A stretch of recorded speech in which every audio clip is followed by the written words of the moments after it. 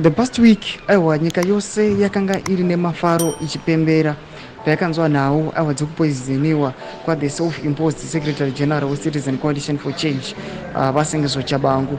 Panapa nhau iyi yazova confirmed tichiona ichibuda the Standard Zimbabwe ichibuda ichikonfirma vanhu vachifamba kutaura masviko ekuti pidigori waenda. Aiwa nyika yese iri kufara payanzwa aiwa kuti sengezo Tshabangu ari mucritical condition. Sana pena mashoko anobuda nyoka panapa roti subscribe or like or turn on the bell icon.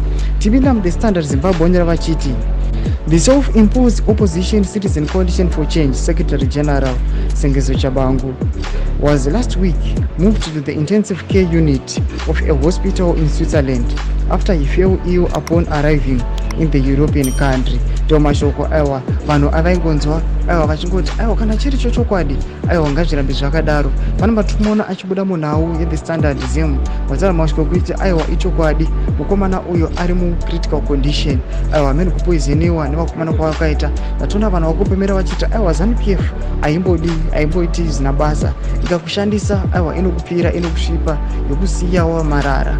Toona this opposition figure Sengezo Tshabangu vanhu vanoziva kuti angagara asimo muopposition asangana aiwa neeshock muupenyu hwake. Vanhu vaisa kuona kuti mukomana uyu aiwa vanhu vakatambudza aiwa mamillions evanhu aiwa vakauraya nokuda kwethe regime aiwa zvakumubackfire.